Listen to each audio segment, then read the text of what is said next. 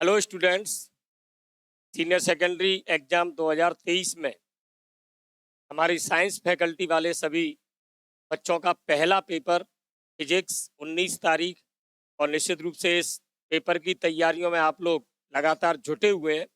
और चूंकि ये पर्व होली का आ चुका है और कहीं ना कहीं इस होली के पर्व पर अपन लोग किस तरीके से फिजिक्स के साथ होली खेलेंगे, अलग अलग रंगों के साथ, तो आज हम धौलपुर जिले के हमारे समस्त शिक्षा अधिकारियों की जो मंशा है कि हमारे समस्त स्टूडेंट 100% सफलता प्राप्त करें, 100% अंकों के साथ प्राप्त करें।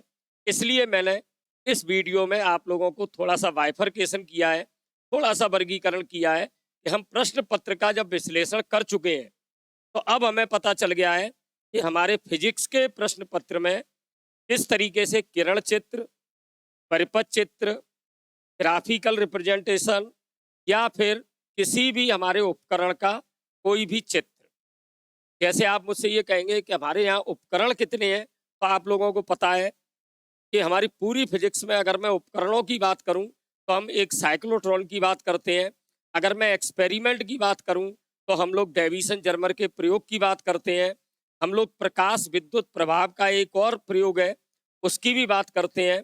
और इस तरीके से बहुत, अगर मैं एक पूरे समूची बात करूं तो आप लोग ये देखेंगे कि अगर आप पूरी बुक को पलटते हैं तो 2 घंटे में आप लोग पूरे सभी चित्रों को, समस्त ग्राफों को, समस्त हमारे किरण चित्र, परिपथ चित्र या किसी भी उपकरण के चित्र, जहाँ पर आप रदरफोर्ड का जो प्रयोग किया है, टाइगर मार्सडन का प्रयोग है, चाहे वो डेविसन जर्मर का प्रयोग है, चाहे वो अन्य कोई भी प्रयोग है, जहाँ पर हम ये कहते हैं कि प्रश्न पत्र में इसके आने की संभावना ज़्यादा है। तो आप ये देखेंगे कि हम जब ब्लू प्रिंट में भी एक बात करते हैं कि हम लोग उद्देश्यों के आधार पर इसका जब वर्गीकरण कर रहे थे तो आपने देखा होगा वहाँ पर 4 पैरामीटर्स थे। नॉलेज, नंबर 2 हमारा एप्लीकेशन, और साथ में अंडरस्टैंडिंग, और चौथा था स्किल्स। तो ये जो चित्र आते हैं, या मैं तो ये कहूँगा कि जो अनुप्रयोग होता है, एप्लीकेशन की बात होती है, तो वहाँ पर भी हम लोग ग्राफिकल रिप्रेजेंटेशन की बात करते हैं। तो एक बार आप लोग तैयार रहें कि हम लोग बहुत जल्दी इन चीज़ों को अगर एक तरफ करके पढ़ते हैं, न्यूमेरिकल्स को अलग करते हैं, तीसरी चीज़ परिभाषाओं को अलग करते हैं, तो बहुत ही सहज हो जाता है हमारे फिजिक्स को पढ़ना। क्योंकि आज मैं 2 घंटे लगातार ये पढ़ूंगा, अगले 2 घंटे मैं ये पढ़ूंगा, क्योंकि मैं आप लोगों को बहुत ही सूक्ष्म में इन चीज़ों को समझाने का प्रयास करूंगा कि किस तरीके से हम 4 चीज़ें, जिसमें मैं सबसे पहले आप लोगों से बात करूंगा हमारे दिशाओं के चित्र हैं, दिशा संबंधी है, जिसमें हम डायरेक्शन बताते हैं। और डायरेक्शन में आप लोगों को पता है हम ज़्यादातर 2 ही चीज़ों की बात करते हैं, या तो हम ई वेक्टर की बात करते हैं, इलेक्ट्रिक फील्ड की करते हैं, और या हम चुंबकीय क्षेत्र या बी वेक्टर की बात करते हैं। ये वाला जो आपका डायरेक्शन है, आप लोगों ने देखा होगा कि ये हमारे यूनिट फर्स्ट, इस यूनिट फर्स्ट में आप लोगों को देखने को मिलता है। वहीं अगर अपन ये बी वेक्टर की बात करते हैं, चुंबकीय क्षेत्र की बात करते हैं, वहाँ हमें ये यूनिट थर्ड, ये थर्ड यूनिट में भी, जिसमें हम चुंबकत्व की बात करते हैं या अन्य तरह की बात करते हैं। तो आप ये देखें, इसी तरीके से अगर मैं इसे दूसरे तरीके से लूँ तो आप ये देखें कि जब मैं सर्किट डायग्राम की बात करूँगा तो आप ये देखें कि सर्किट डायग्राम में आप लोगों को कुछ चीज़ें अलग देखने को मिलेंगी, वो अलग यूनिट भी हो सकती हैं। तो सर्किट डायरेक्शन में जहाँ हमारे सर्किट डायग्राम होंगे, आप ये देखें उसमें हम लोग किस तरीके से दूसरी चीज़ें ले सकते हैं। तो इसमें आप जो यूनिट हमारी थर्ड है, जिसमें आप लोगों को पता है कि ज़्यादातर जो हमारे सर्किट डायग्राम है, जहाँ पर हम ओम के नियम की बात कर सकते हैं, जहाँ पर हम सर्किट में अन्य चीज़ों को लेते हुए, चाहे वो मैं सेल की बात करूँ, यहाँ पर यूनिट थर्ड। और जैसे ही मैं यूनिट थर्ड में बात करता हूँ पोटेंशियोमीटर, विभव मापी, पोटेंशियोमीटर के साथ साथ इसमें आप व्हीट स्टोन ब्रिज, या मैं ये कहूँगा उसका एक जो एपरेटस है मीटर ब्रिज, या मैं तीसरी बात इसमें अगर करूँ इस तरीके से सर्किट इसमें बन रहे हैं। इन दोनों में कई सर्किट आप लोग देखेंगे, कई एक्सपेरिमेंट भी हैं कि जब हम पोटेंशियोमीटर से स्मॉल आर की वैल्यू निकालते हैं, इंटरनल रेजिस्टेंस की, या मैं E1/E2 निकालता हूँ, तो वहाँ पर भी हम लोग इस तरह निकालते हैं। तो इस तरीके से सर्किट डायग्राम आपको यहाँ भी देखने को मिलेंगे और अन्य जो यूनिट है उसमें भी आप लोगों को देखने को मिलेंगे। तीसरी चीज जो मैं यहाँ पर आप लोगों को क्लियर करूंगा, वो मुझे लगता है कि वो होनी चाहिए रे डायग्राम। अब ये रे डायग्राम तो क्लियर है आप लोगों को कि जितने भी रे डायग्राम होंगे, किरण चित्र होंगे, वो किरण चित्र आप लोगों को केवल मिलेंगे कौन सी वाली यूनिट में, जहां हम बात करते हैं किरण प्रकाशिकी की और तरंग प्रकाशिकी की। तो इसका मतलब ये है कि जहां पर हम ऑप्टिक्स की बात कर रहे हैं, ऑप्टिक्स में दोनों ऑप्टिक्स यूनिट एक ही है। पहली हमारी रे ऑप्टिक्स है और दूसरी हमारी वेव ऑप्टिक्स है। इसमें आप देखें, जब हम रे ऑप्टिक्स की बात कर रहे होंगे तो वहां पर हम लोगों को तो बहुत सारे ऐसे रे डायग्राम दिखेंगे, किसी भी लेंस के द्वारा, किसी भी मिरर के द्वारा, प्रिज्म के द्वारा, इंद्रधनुष के चित्र में, या मैं ये कहूँ जितने भी हमारे प्रकाशिक यंत्र हैं, चाहे वो सिंपल माइक्रोस्कोप हो, कंपाउंड माइक्रोस्कोप हो या टेलीस्कोप हो, वहाँ पर भी हम लोगों को ये रे डायग्राम बनाने हैं। अगर मैं वेव ऑप्टिक्स की बात करूं, वहाँ पर आप लोगों ने देखा होगा जो सबसे पहले शुरुआत चैप्टर की जहाँ हो रही है, वहाँ पर हम बात करते हैं हाइगेंस के तरंग सिद्धांत की। तो वहाँ पर आप लोगों को देखने को मिलेगा कि हम परावर्तन की और अपवर्तन की जब व्याख्या करते हैं, वहाँ पर हम लोगों का एक और है तो वो वेव, पर कहीं ना कहीं हम उसे रे डायग्राम से ही व्यक्त कर रहे हैं, क्योंकि हम ये बताते हैं कि ये जो हमारा तरंगाग्र है, इस तरंगाग्र के लंबवत जो रेखा खींची गई है वही हमारी प्रकाश की किरण है। तो इस तरीके से आप लोग रे डायग्राम इन दोनों में देखेंगे। साथ में कुछ चीजें आप लोग एक्सपेरिमेंट से संबंधित भी देखेंगे। जैसे मैं आपसे कहूं कि हमारे पास बहुत सहज रूप में अगर अपन देखेंगे, बहुत मोस्ट के हिसाब से देखेंगे, तो मेरे पास फिर वहां पर 2-3 चीजें हैं जहां पर मैं बात करूंगा आप लोगों से डेविसन जर्मर के एक्सपेरिमेंट की। तो ये डेविसन जर्मर का एक्सपेरिमेंट होगा। दूसरी मैं बात करूंगा यहाँ पर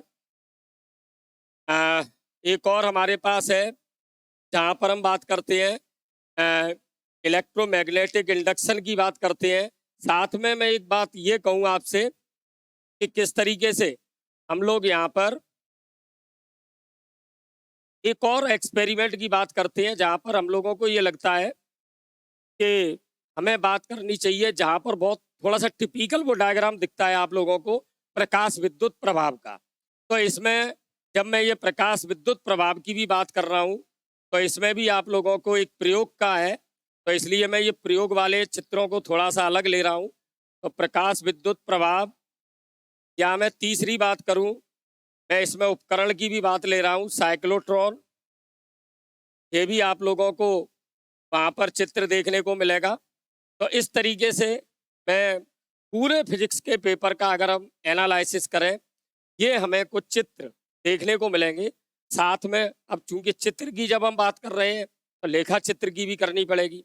तो वहाँ मैं अगर लेखा चित्र की बात करूँ तो आप लोग देखें, ज़्यादातर जो हम ग्राफिकल रिप्रेजेंटेशन है वो, वैसे तो आप लोगों को हर चैप्टर में कोई भी आपको सूत्र दिख रहा है, हमें ये देखना पड़ेगा ये इसके प्रोपोर्शनल है, डायरेक्टली प्रोपोर्शनल है या इन्वर्सली प्रोपोर्शनल है, समानुपाती है, अनुक्रमानुपाती है, व्युत्क्रमानुपाती है। तो हम लोग उस चित्र का कहीं ना कहीं ग्राफ हम बना सकते हैं।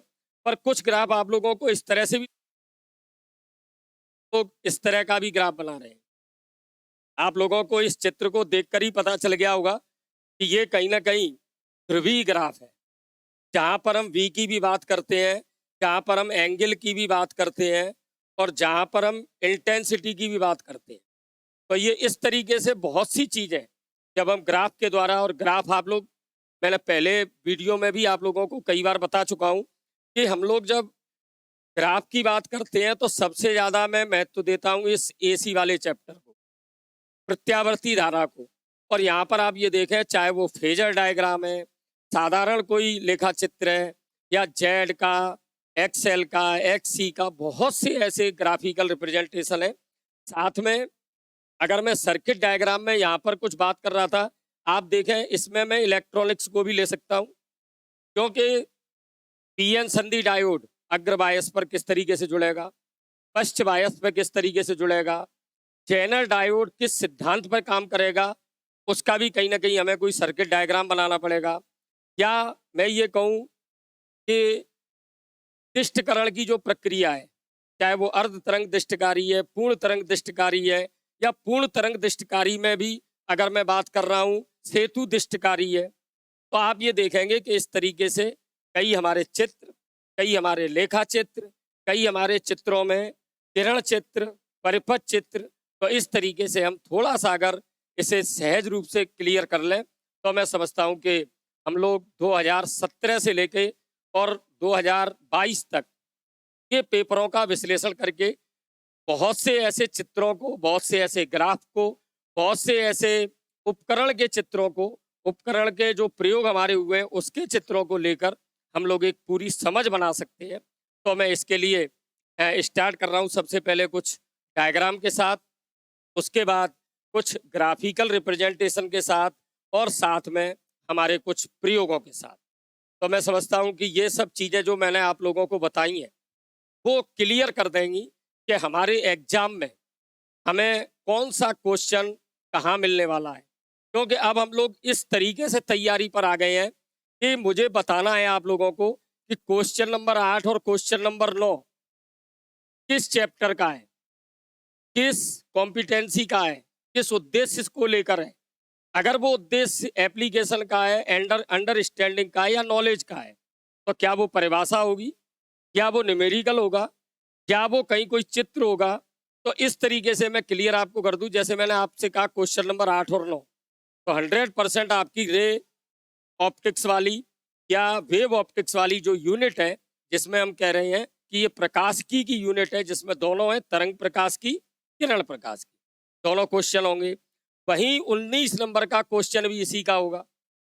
तो जब आप लोग इतना विश्लेषण कर लेते हैं तो आप क्लियर होते हैं कि क्वेश्चन नंबर 8, क्वेश्चन नंबर 9 मुझे ये मिलने वाला है, क्वेश्चन नंबर 19 मुझे 4 नंबर का मिलने वाला है, जिसमें 1 नंबर उस परिभाषा का है, 2 नंबर किसी एप्लीकेशन का है, 1 नंबर पुनः हमारे नॉलेज का है, कोई ग्राफिकल रिप्रेजेंटेशन है तो वो एप्लीकेशन का है। तो इस तरीके से हम लोग इन चीज़ों को क्लियर कर सकते हैं। तो मैं अब आपको सीधा सीधा हमारे ग्राफिकल रिप्रेजेंटेशन में 2-3 जो बहुत महत्वपूर्ण चीज़ें हैं उसे लेते हुए फिर हम चित्रों पर बात कर लेते हैं। तो सबसे पहले आप ये देखें कि ग्राफिकल रिप्रेजेंटेशन 2-3 मैंने आप लोगों को बहुत क्लियर कहा है कि आप उस सूत्र को देखकर पहले ये क्लियर करें कि क्या ये जो मैं ग्राफ बना रहा हूँ वो समानुपाती का ग्राफ है, व्युत्क्रमानुपाती का ग्राफ है, या इनके अलावा कोई ग्राफ है। जैसे अगर मैं आप लोगों से ये कहता हूँ कि सबसे पहली यूनिट में ही अगर मैं बात करूं तो मुझे इलेक्ट्रिक फील्ड का ग्राफ रिप्रेजेंट करना है, और इस इलेक्ट्रिक फील्ड के ग्राफ में मुझे ई और आर में ग्राफ खींचना है। आप लोग ग्राफ देखते ही ये पहचान लेंगे ये किस तरह का है।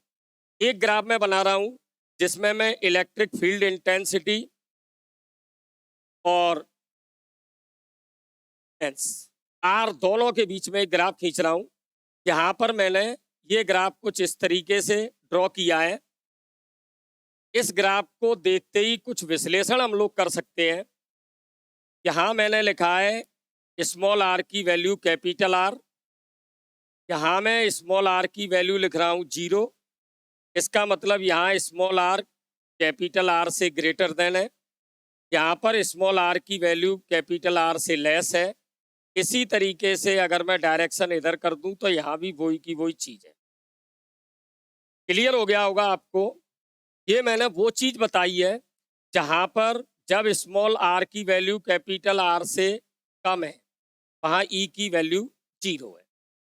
जहाँ पर हम सरफेस की बात करते हैं, जहाँ ई की वैल्यू मैंने लिखी है के क्यू अपॉन आर स्क्वायर, ये सरफेस की बात है, कांस्टेंट है। यहाँ पर मैंने ये बताया है कि ई आर स्क्वायर के व्युत्क्रमानुपाती है। इसका मतलब है कि ये वाला जो ग्राफ है इस तरफ भी है, ये कहीं ना कहीं दो चीज़ों को शो कर रहा है। या तो वो आवेशित गोलीय कोष हो सकता है, या फिर ये आवेशित गोलीय चालक हो सकता है। दोनों का ग्राफ सेम है क्योंकि दोनों की जो वैल्यू है वो ई इन या ई आउट या ई सरफेस तीनों जगह बराबर है। इसी में मैं थोड़ा सा चेंज करता हूं और जब आप चेंज देखेंगे तब आपको ये क्लियर होगा कि किस तरीके से हमने केवल ये जो लाइन यहाँ से बढ़ा दी है, ये जो लाइन यहाँ से बढ़ा दी है, इतना सा चेंज हुआ है। यहाँ ई आर के समानुपाती है, यहाँ ई आर के समानुपाती है। ये दोनों चीजें लगाते ही ये हो गया आप गोलीय कुचालक। इसका मतलब आप लोग क्लियर हो गए होंगे। गोलीय चालक, गोलीय कुचालक, गोलीय कोष, तीनों में ये क्लियर है। वहीं पर अब मुझे कोई ग्राफ की बात इसलिए नहीं करनी पड़ रही क्योंकि जैसे ही आप मुझसे ये कहेंगे कि एक हमारा सर ई की वैल्यू का ग्राफ, इसका भी मुझे खींचना है, lambda upon 2 pi epsilon naught small R. आप क्लियर है कि चूंकि यहाँ पर जो ई है वो आर के व्युत्क्रमानुपाती है। अब मुझे पता है व्युत्क्रमानुपाती का ग्राफ किस तरीके का है, तो यहाँ पर मुझे कहीं कोई दिक्कत आने वाली नहीं है। जैसे ही मुझे पता चलता है कि ई की वैल्यू मेरे किसी जगह पर E equal to sigma upon epsilon naught या सिग्मा अपॉन 2 एप्सिलॉन नॉट, आप समझ गए होंगे मैं किसकी बात कर रहा हूँ, चालक परत और कुचालक परत। यहाँ कहीं भी आर नहीं है। इसका मतलब ये हो गया, ये जो मैं ई और आर का अगर ग्राफ बनाता हूँ तो वहां पर ये कांस्टेंट है, इस तरीके का होगा। वहीं अगर मुझे ये वाला ग्राफ बनाना है तो आप ये देखें, इस ग्राफ को अगर मैं बनाता हूँ तो इसमें वो इस तरीके का होगा। तो आप क्लियर होंगे किसी भी ग्राफ को बनाते समय आप लोगों को क्या ध्यान रखना है। सेकंड चैप्टर में जैसे ही आते हैं आप लोग देखें v की वैल्यू होती है, क्योंकि यहाँ पर आर स्क्वायर आता है, वहां v में आप लोगों को सब में देखने को मिलता है या तो v इक्वल टू है के क्यू अपॉन आर। अब आपको ये पता चल गया कि जो v है वो r के व्युत्क्रमानुपाती है। निश्चित रूप से इस तरह का ग्राफ होगा, वो v और r में होगा। इस तरीके से जैसे ही मैं सेकंड यूनिट पाऊंगा या मैं सीधी सीधी अभी अगर मान लो फर्स्ट यूनिट में ही संधारित्र की बात करूं, आप देखें c की value c equal to epsilon naught a upon D. इसका मतलब आप जान गए कि c d पर डिपेंड कर रही है और किस तरीके से कर रही है। c a पर भी डिपेंड कर रही है, किस तरीके से कर रही है। या c की वैल्यू मैं लिख रहा हूँ 4 पाई एप्सिलॉन नॉट r, इसका मतलब ये c की वैल्यू r पर भी डिपेंड कर रही है। तो जहां भी समानुपाती के व्युत्क्रमानुपाती के ग्राफ है वहां हम क्लियर है कि हमारे ग्राफ किस तरीके के होंगे। पर जैसे ही अब मैं पहुंचता हूं सीधा कि आप लोगों के ग्राफ में कहां पर प्रॉब्लम है, थोड़ा सा आप देखें कि इस ग्राफ में जैसे मैं बात करता हूं अल्टरनेटिव करंट की, इस यूनिट में आप लोग देखेंगे कि थोड़ी सी ग्राफों की भी बहुतायत है और इसमें से ग्राफ आने के चांस भी बहुत है। अब आप यहाँ पर ये जब ये देख रहे हैं कि अल्टरनेटिव करंट में अब कितने तरीके के ग्राफ हैं, तो आप देखें मैं कुछ आप लोगों को ग्राफ आप लोगों के सामने रखूंगा तो आप क्लियर हो जाएंगे। ये कोई एक तरह का ग्राफ है। यही ग्राफ अगर मैं दूसरी बार बनाता हूं, ये कुछ इस तरह का ग्राफ है। बनाता हूं, ये जो ग्राफ है वो इस तरीके का ग्राफ। देखें तीनों में कुछ आपको अंतर दिख रहा है, क्लियर अंतर है। अंतर आप लोगों को एक एक करके पहचानना पड़ेगा कि जहां मैं वैल्यू रख रहा हूं v equal to V M sine omega T, तो सबसे पहली बात तो ये क्लियर है कि ग्राफ है किसमें। इनमें जो भी चीजें चेंज होती हैं, जो परिवर्तित हो रही हैं, उसके बीच में ग्राफ खींचा जाता है। देखें जैसे ही टाइम बदलेगा ओमेगा टी की वैल्यू बदलेगी और ओमेगा टी की वैल्यू बदलेगी तो वी की वैल्यू भी बदलेगी। या फिर मैं केवल इतनी सी कहूँ केवल टी की वैल्यू बदलेगी तो वी की बदलेगी। तो ये ग्राफ दो तरीके से हो सकता है। ये ग्राफ वी में टी में हो सकता है या वी में और ओमेगा टी में हो सकता है। बस थोड़ा सा अंतर क्या करना है, अगर मैं इसे टी बोल रहा हूँ तो आप लोगों को यहाँ 0 से और टी की वैल्यू लिखनी पड़ेगी और अगर मैं यहाँ पर ओमेगा टी की बात करूंगा तब मुझे यहाँ पर ये ओमेगा टी मतलब एंगल की वैल्यू लिखनी पड़ेगी। जैसे मैं यहाँ पर एंगल की वैल्यू लिख देता हूँ, ये मैंने एंगल की वैल्यू लिख दी। आप क्लियर होंगे कि चाहे वो वी में टी में पूछे या वी में ओमेगा टी में पूछे, ये क्लियर है। पर जैसे ही ये ग्राफ इस तरीके को कुछ दिख रहे हैं आपको, वहां पर आप क्लियर होंगे कि यहाँ पर जो ग्राफ यहाँ से स्टार्ट होना था वो अब स्टार्ट यहाँ से है, जो ग्राफ यहाँ से स्टार्ट होना था वो यहाँ से है। दोनों में अंतर है, एक बार ये यहाँ से हो रहा है, एक बार यहाँ से। अब मुझे ये देखना पड़ेगा, ये दो तरीके का ग्राफ हो सकता है। या तो ये होगा v equal to V M sine omega T plus phi, या जितना भी हो सकता है फाई का मान, या माइनस फाई।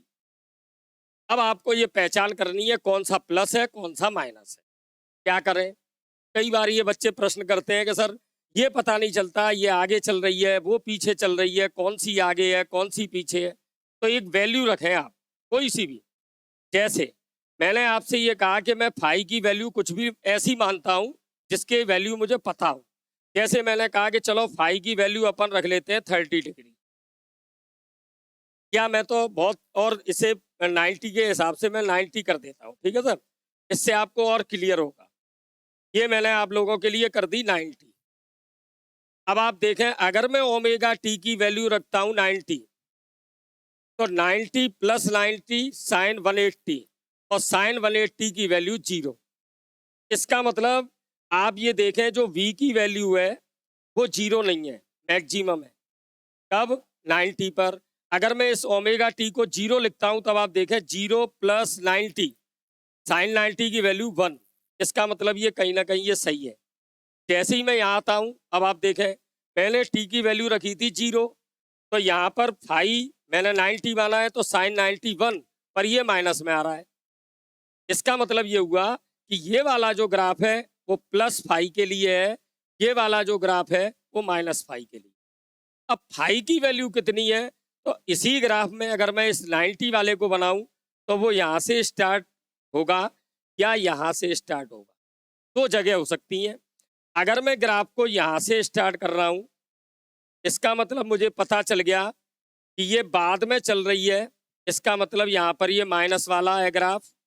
अगर मैं ये वाला जो ग्राफ बनाना चाहता हूँ, इधर मैं डैश से इसलिए बनाऊंगा क्योंकि ये मुझे नहीं बनाना था, पर जैसे ही मैं इस ग्राफ को यहाँ से ला रहा हूँ तो ये वाला जो ग्राफ है वो निश्चित रूप से प्लस फाई का हो। अब आप समझ गए होंगे मैंने ये 3 तरह के ग्राफ क्यों बनाए। कारण आप क्लियर करें, ये 3 तरह के ग्राफ क्यों हो सकते हैं, इसे थोड़ा सा क्लियर करेंगे तो आपको बिल्कुल स्पष्ट हो जाएगा किस तरीके के ग्राफ होंगे। मैं 3 वैल्यू लिख रहा हूँ, v equal to V M sine omega T, I equal to I M sine omega T plus pi बटे 2। तीसरा लिख रहा हूँ I equal to I M sine omega T minus pi upon 2।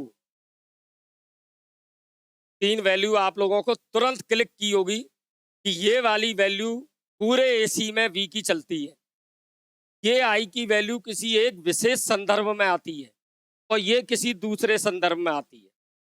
आप समझ गए होंगे कहाँ पर प्लस होता है कहाँ माइनस होता है। माइनस वाले में हम ये कहते हैं कि अगर केवल एक इंडक्टर लगा है, जहाँ पर हम प्रेरकत्व की बात करते हैं, पर जैसे ही हम धारिता या सी की बात करते हैं इस तरह की वैल्यू आती है।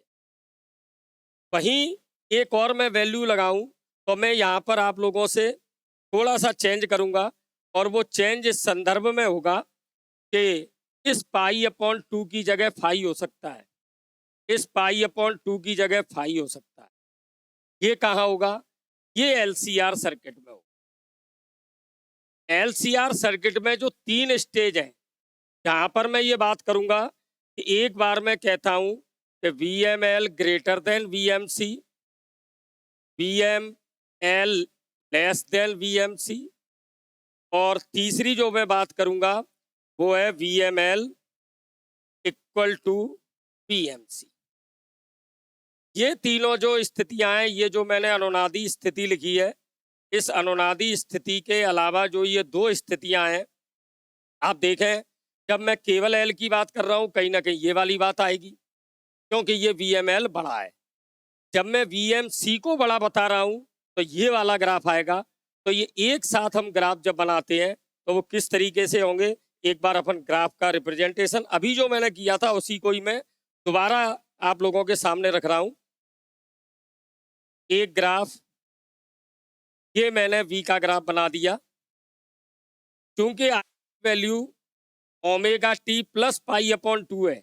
इसका मतलब ये पाई अपॉन 2 यहां से ये ग्राफ स्टार्ट होने वाला है। अब आपका जो ग्राफ होगा वो ग्राफ यहां से स्टार्ट है।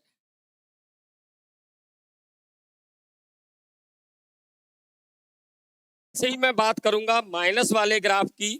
अब आप देखें कि ये जो ग्राफ है, ये ग्राफ अब यहां से स्टार्ट होगा, ये ग्राफ इस तरीके से। तो ये तीन जो ग्राफ है, अगर मैं फाई की बात करता हूं वहां पर मैं 90 की बात ना करके यहां पर कहीं भी फाई हो सकता है, क्योंकि हम कह रहे हैं कि जो फाई की वैल्यू है वो लेस देन 90 है, ग्रेटर देन 0 है। इसका मतलब ये है कि इस तरीके के ग्राफ हम VI के ग्राफ बना सकते हैं। सेकंड बात जो AC वाले हमारे चैप्टर में आती है, उसमें हम बात करते हैं कि अगर मुझे ग्राफ बनाने हैं XL, XC, R, Z, इन चारों के मुझे ग्राफ बनाने हैं किसके साथ, आप समझ गए होंगे कि जब मैं XL की बात कर रहा हूँ, XC की बात कर रहा हूँ, R की बात कर रहा हूँ, Z की बात कर रहा हूँ, क्योंकि चारों चीजें एक जैसी हैं। या तो ये प्रतिरोध है, या फिर ये प्रतिघात है, और या फिर ये प्रतिबाधा है।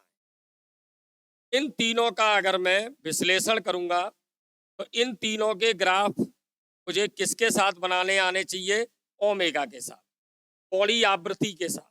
अब मैं इनकी वैल्यू लिखता हूं, मुझे बताने की जरूरत नहीं पड़ेगी। XL की वैल्यू, XC की वैल्यू, R ओमेगा पे डिपेंड नहीं कर रहा, और Z की वैल्यू। आप ये देखें इन चारों तरह के जो हमारे यहाँ फॉर्मूले लिखे हुए हैं वो XL माइनस XC भी हो सकता है, XC माइनस XL भी हो सकता है। सीधा है XL L के समानुपाती है, XC ओमेगा के, XL ओमेगा के, L के भी है, पर L की वैल्यू हम चेंज मान नहीं रहे, हमें तो ओमेगा के बीच में चाहिए। R ओमेगा पे डिपेंड नहीं कर रहा, और Z बिल्कुल इसी पे कर रहा है। तो यहाँ पर जब हम ग्राफ की बात करते हैं तो एक हम समानुपाती की बात करते हैं, एक व्युत्क्रमानुपाती की बात करते हैं, और जहाँ केवल R की बात है वहाँ ये डिपेंड ही नहीं कर रहा। इसका मतलब है R ओमेगा पे डिपेंड नहीं कर रहा।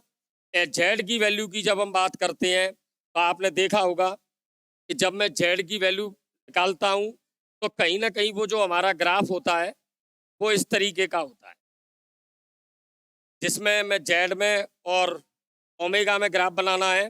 तो Z कब मिनिमम है, तो एक आपने ग्राफ देखा होगा कुछ इस तरह का कि जहाँ पर ओमेगा की वैल्यू ओमेगा R है वहाँ पर Z की वैल्यू मिनिमम है, इधर भी बढ़ रही है, इधर भी बढ़ रही है। आप जब I की बात करते हैं तब भी आप लोगों ने AC वाले में इस तरह देखा है, यहाँ पर ओमेगा R है और इस ओमेगा R पर ये मैक्सिमम है, और इसके बाद वो लगातार इस साइड में भी जब omega less than omega R है और omega greater than omega R है, इस तरीके से घटेंगी। तो मैं ये आप लोगों से कह रहा था कि ये जो इतने लेखा चित्र हैं, या बहुत से ऐसे चित्रों में आप लोग ये देखेंगे कि हम लोग ये बिल्कुल क्लियर हो जाएं कि हमारे कौन कौन से ग्राफ हैं, किस तरीके के ग्राफ हैं। जहाँ पर मुझे अगर अनुनादी स्थिति का बनाना है, धारा में और ओमेगा के बीच में बनाना है, Z और ओमेगा के बीच में बनाना है, तो वो किस तरीके का ग्राफ होगा। XL और XC का ओमेगा के साथ बनाना है, कभी कभी आपने देखा होगा 3-3, 4-4 ग्राफ एक साथ है। समझ गए होंगे आप लोग कि जब अकेली L लगी है, अकेली C लगी है, अकेली R लगी है, तो मैं 3-4 ग्राफ एक साथ आप लोगों को क्लियर करूंगा केवल अकेली आर है, उस स्थिति में आप देखें कि हम लोग किस तरीके का ग्राफ बनाते हैं। ये मैं अकेले आर में 3 ग्राफ एक साथ बना रहा हूं। ये मैंने एक ग्राफ बनाया, अब है v equal to V M sine omega T. Clear है? जब अकेला प्रतिरोध होता है एसी के साथ, प्रत्यावर्ती स्रोत के साथ, उस समय आई की वैल्यू होती है, वो कितनी होती है? I equal to I M sine omega T.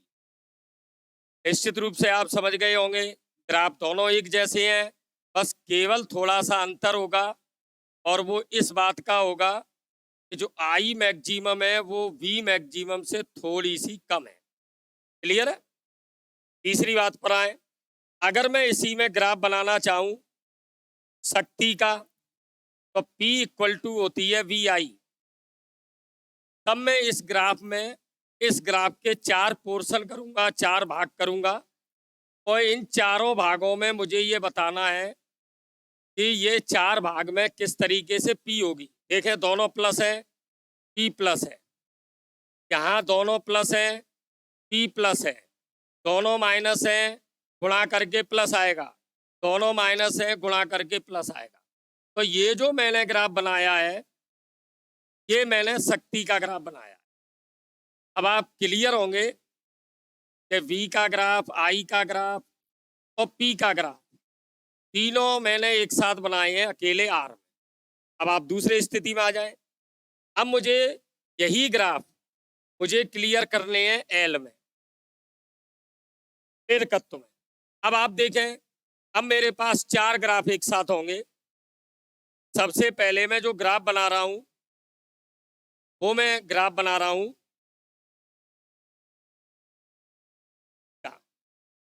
ये लें, मैंने V का ग्राफ खींच। अब इसमें मुझे जब I लिखनी है, मैंने फिर इसके 4 पार्ट कर देता हूं, जिससे बाद में आपको P का ग्राफ बनाने में कोई प्रॉब्लम नहीं हो, क्योंकि मुझे शक्ति का ग्राफ भी इसमें दर्शाना है। अब जब मैंने V की वैल्यू बनाई है, तो V की वैल्यू तो यही है जो इसमें भी थी। अब अगर मैं I की वैल्यू बनाता हूं, तो आप ये देखें, I की वैल्यू में आएगा omega T minus pi upon 2। तो आप क्लियर हो गए कि माइनस पाई अपॉन 2 यहाँ से स्टार्ट होगा। तो इसका मतलब अब मैं ये जो ग्राफ बता रहा हूं, ये मैंने पहले बनाया I का, अब मुझे V बनाना है। तो देखें, मैंने थोड़ा सा उल्टा किया कि जब मैंने कहा कि I की वैल्यू है आई M sine omega T minus pi upon 2, तो इसका मतलब मुझे V पता चल गया कि V है V M sine omega T. तो ये जो ग्राफ होगा वो इससे 90 डिग्री आगे होगा, और 90 डिग्री आगे का मतलब आप समझ गए। थोड़ा सा कलर चेंज करके आप लोगों को बताता हूं कि जो V की वैल्यू है उसका जो ग्राफ है वो यहां से स्टार्ट हो रहा है। देखें, अब ये V का ग्राफ है। अब अगर मुझे इसी में जो चौथा ग्राफ, तीसरा ग्राफ बनाना है, वो मुझे बनाना है फाई का। आप समझ गए होंगे, जो फ्लक्स की वैल्यू की बात करूंगा तो phi equal to L I. तो कहीं ना कहीं जो फाई का ग्राफ है वो आई जैसा ग्राफ होगा। अब आई का ग्राफ आपका ये व्हाइट वाला है, तो निश्चित रूप से यही किसका होगा? फाई का। ये देखें, अब मैंने ये फाई का ग्राफ बना दिया, और जैसे ही मैं इस तीसरे ग्राफ के बाद चौथे की बात करूंगा, फिर वही बात है, ये वाला जो ग्राफ है P इक्वल टू वी आई। अब आप देखें कि इस चौथे ग्राफ के लिए मुझे P इक्वल टू वी आई, इसका मतलब कहीं ना कहीं फिर वही प्लस माइनस की बात। यहाँ देखें, P और I दोनों प्लस है, इसका मतलब जो पावर है वो भी प्लस है। अगले में आप देखें, P और I की जब हम बात कर रहे हैं, तो वहाँ पर एक प्लस है और एक माइनस है, तो वहाँ पर मुझे ये बात करनी पड़ेगी कि ये जो वैल्यू आएगी वो माइनस होगी, फिर प्लस होगी और फिर माइनस।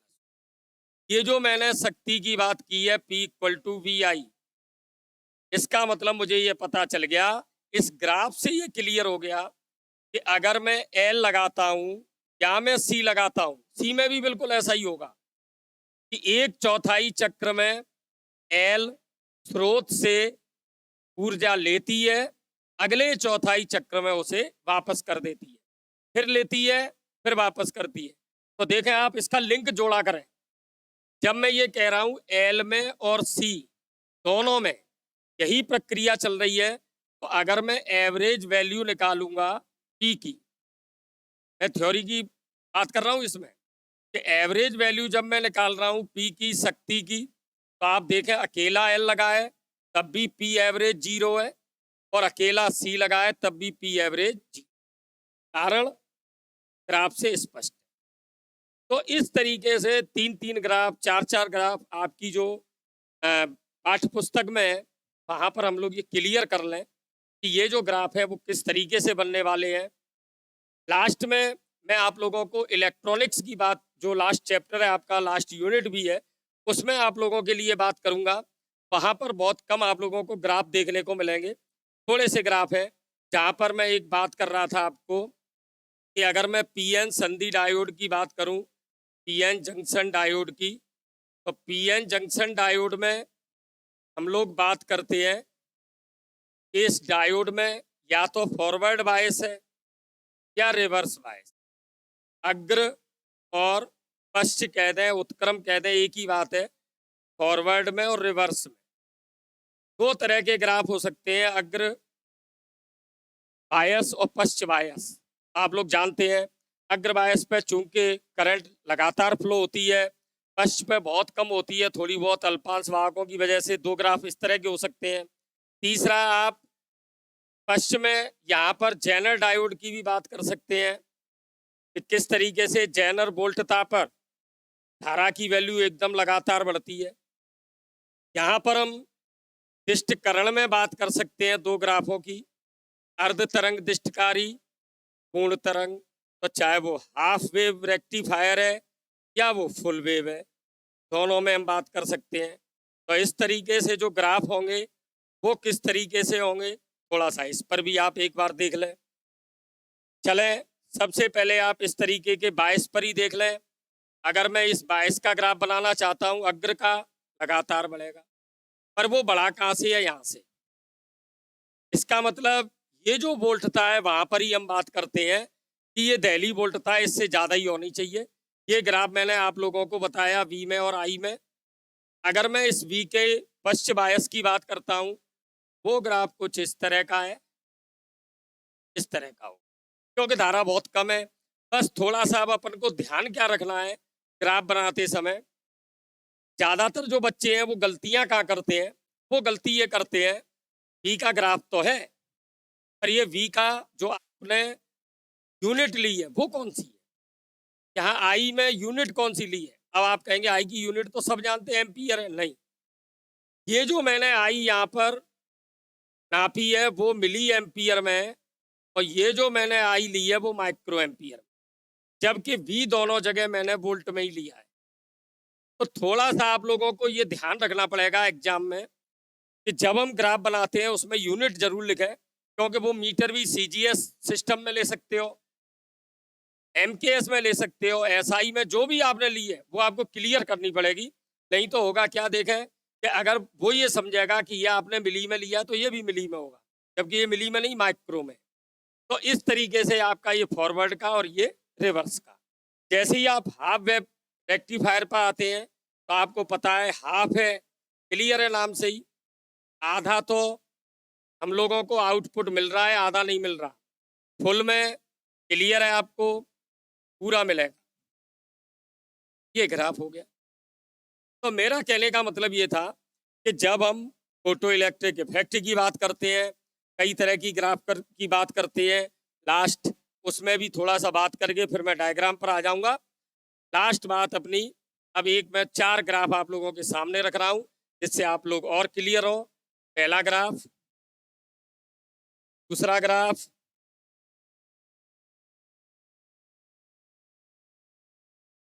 अब इन दोनों ग्राफ में ही मैं दो और ग्राफ बनाना चाहूंगा। इसको मैं दोबारा एक बार रिपीट कर देता हूं जिससे आप लोगों को अगला ग्राफ बनाने में दिक्कत नहीं हो। ये मैंने जो ग्राफ बनाए हैं आप लोगों को क्लियर होगा, ये प्रकाश की तीव्रता है,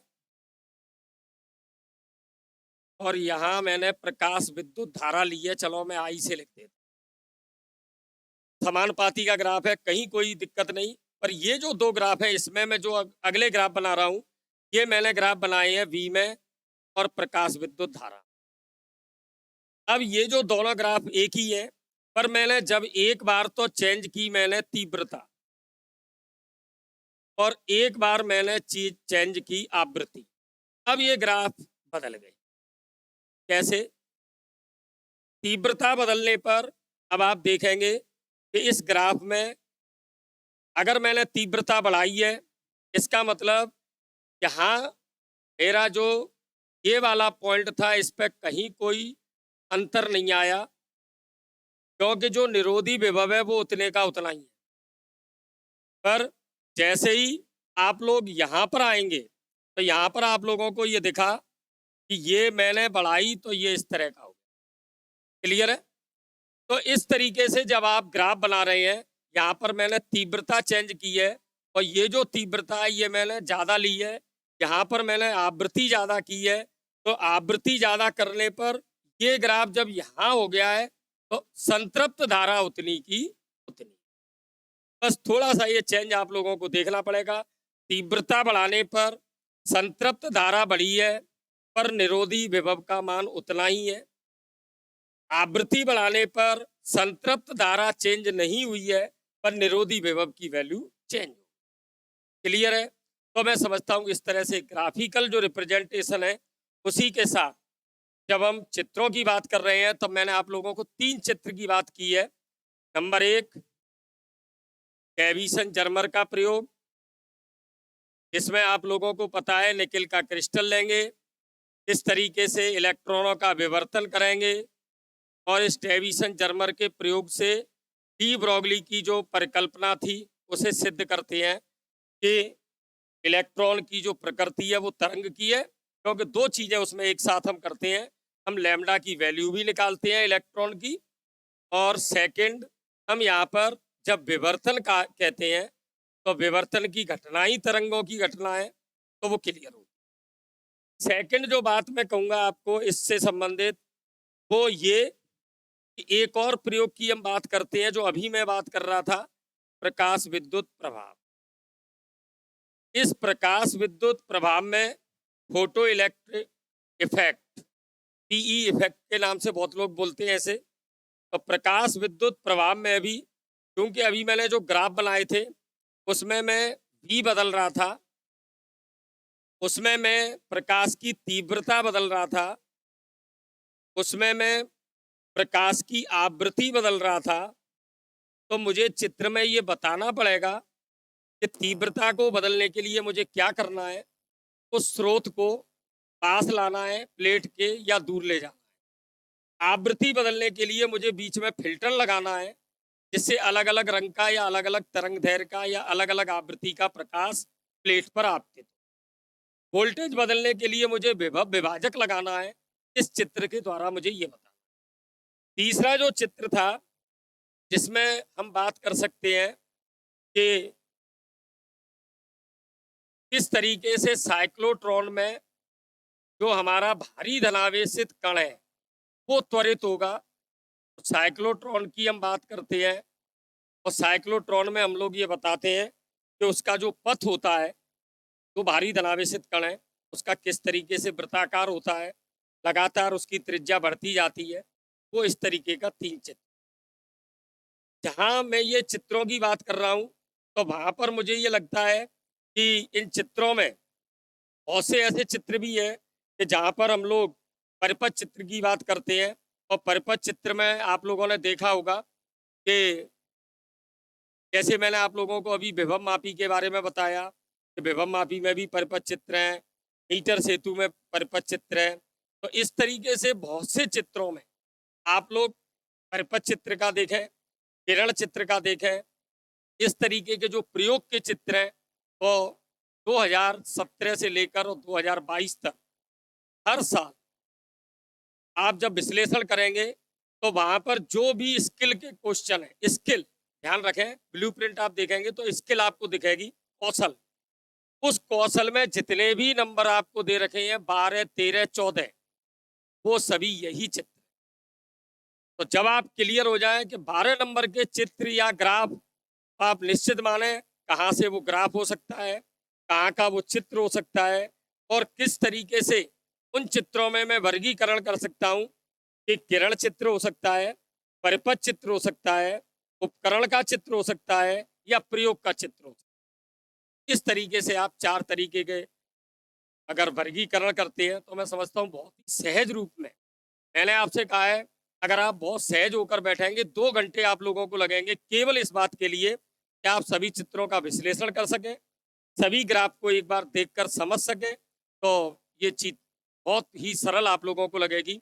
और मैं समझता हूँ कि वीडियो लाइक करने की बात मैं बार बार आप लोगों से इसलिए नहीं कह रहा कि लाइक तो आपको करना ही पड़ेगा, और कारण ये है कि जब मैं इतनी मेहनत कर रहा हूँ तो आप लोगों को इतनी तो मेहनत करनी पड़ेगी। धौलपुर जिले का थोड़ा सा मैं विशेष इसलिए बार बार कह रहा हूँ कि हम लोग पूरी तरीके से जब इस चीज में लगे हैं कि आप लोग 100% सफलता प्राप्त करें, तो आप लोगों को भी थोड़ी सी मेहनत बढ़ानी है। और केवल इतनी सी कि मैं जो प्लानिंग कर रहा हूँ वो प्लानिंग मेरी बहुत ही सूक्ष्म होनी चाहिए। चित्र अलग, न्यूमेरिकल अलग। अगले एपिसोड में मैं फिर लेकर आ रहा हूँ न्यूमेरिकल्स, जहां आप लोग बहुत ज्यादा चिंतित होते हैं कि सर इतने सारे न्यूमेरिकल कैसे होंगे, क्या होगा। तो बहुत ही सहज तरीके से कि जो भी हमारे पास लगभग 7 नंबर, 8 नंबर, 9 नंबर और 10 नंबर तक न्यूमेरिकल्स हैं, तो वो कितने सरल होते हैं आप लोग भी विश्लेषण करेंगे तो पता चल जाएगा। मुझे तो केवल आप लोगों को ये बताना है कि देखें ये कितना इजी है किसी भी न्यूमेरिकल्स को हल करना। तो मैं समझता हूँ आप लोगों को एक बार पुनः होली की बहुत बहुत शुभकामनाएं। और जिस तरीके से आपके पेरेंट्स, आपके टीचर्स और हमारा पूरा शिक्षा विभाग धौलपुर में इसके लिए प्रयासरत है, आप लोग अच्छा से अच्छा करने का प्रयास करेंगे। All the best. Thank you.